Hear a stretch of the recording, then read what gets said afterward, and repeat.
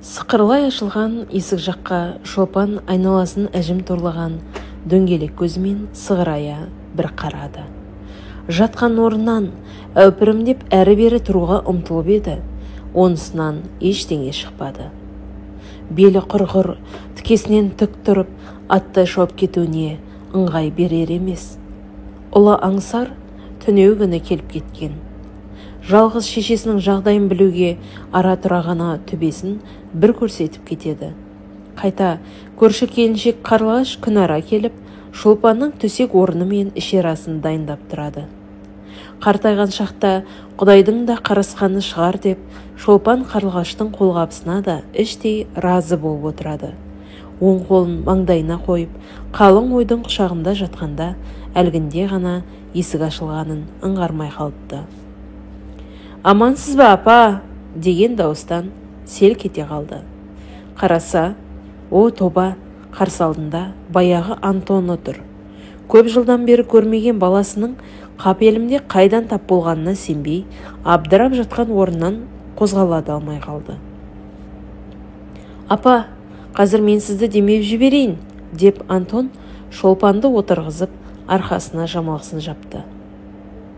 Шолпан тұрмыс құрғаннан кейін көпке дейін құрсақ көтерген жоқ. Күйеуі Балтабайдың қас қабағы сол үшін күнде бұзылатын. Бір бала үшін араларындағы ұрыс-керіс әбден қажытып жіберген. Іздегенге сұраған деп, дәл сол уақытта Шолпанның Мәскеуде тұратын апасы хабарласып, маңызды бір жағдайды баяндады. Қолындағы жалғыз ұлы Антонды сіңілісінің қолына беріп, өзі күйеуге тимек ойы бар екенін айтты. Ол кезде Антон небәрі 3 жаста ғана еді. Бір балаға қолы жетпей, жарым көңіл болып жүрген Шолпанға апасының бұл ұсынысы ұнай кетті.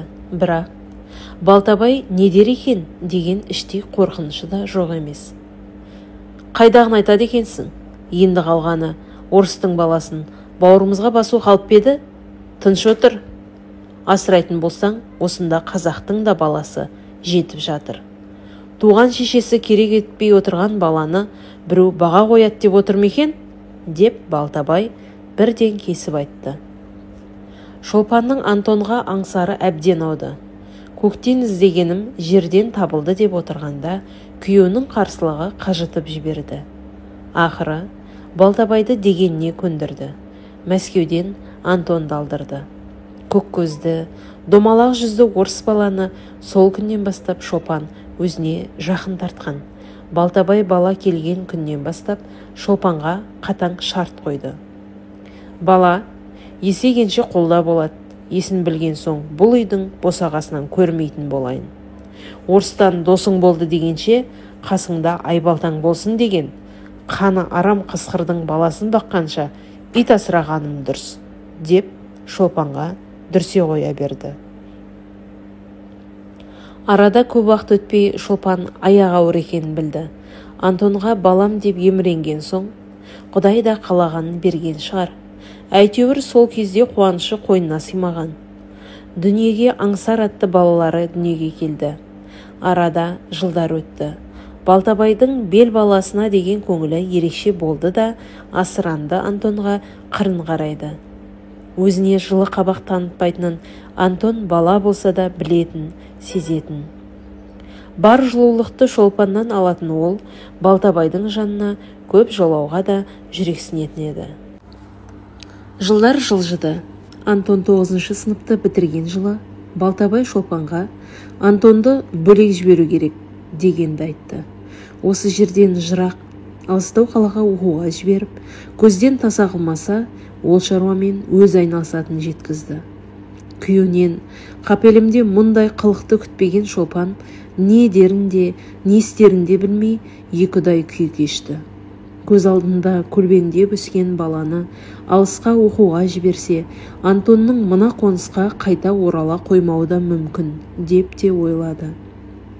Балтабайдың бір айтса қайтпайтын қатқыл мінезін білетін Шолпан ақыры Антонды 9-шы сыныптан кейін оқуға түсіріп жіберді. Оның өкшесін басып келе жатқан аңсар да артынша бірнеше жылдан соң мектеп бітіріп оқуға кетті.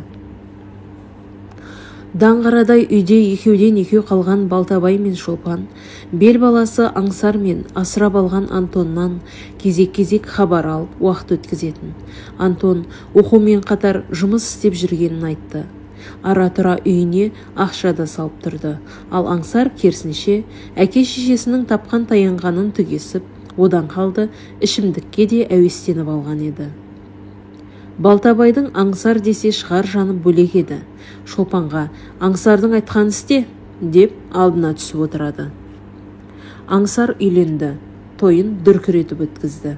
Бірақ Аңсар ата-анасымен бір шаңырақ астында тұрмайтынын бірден кесіп айтты.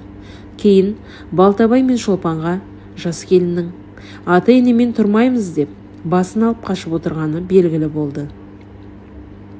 Отау құрған бойы екеуін бөлек шығарып жіберді. Кішкентай немерелерін бір көру үшін Балтабай мен Шолпан Аңсардың үйіне арасында барып тұратын.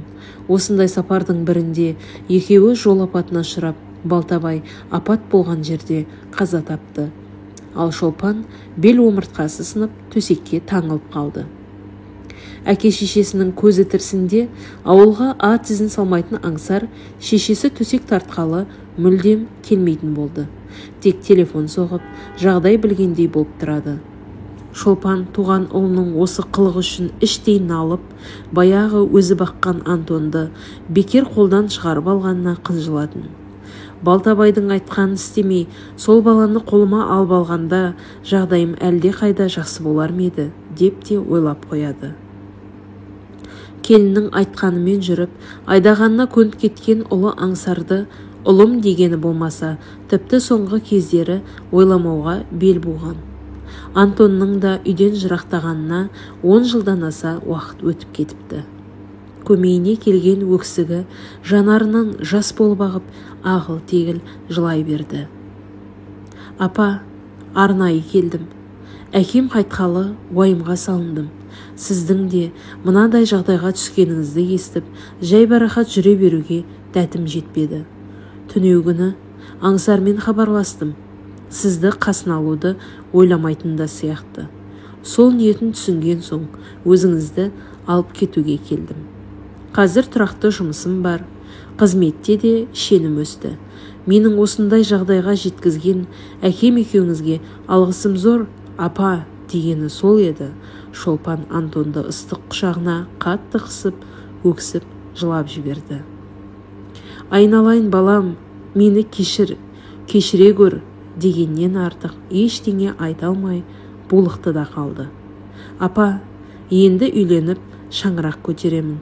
Келіннің үшеуміз бірге тұрамыз. Немерелі боласыз. Бұның барлығы ұмытылып кетеді әлі деп күле жауап қатып, апасын құшақтады. Антонның да көзінен ытқыған жас біразға дейін тоқтаған жоқ.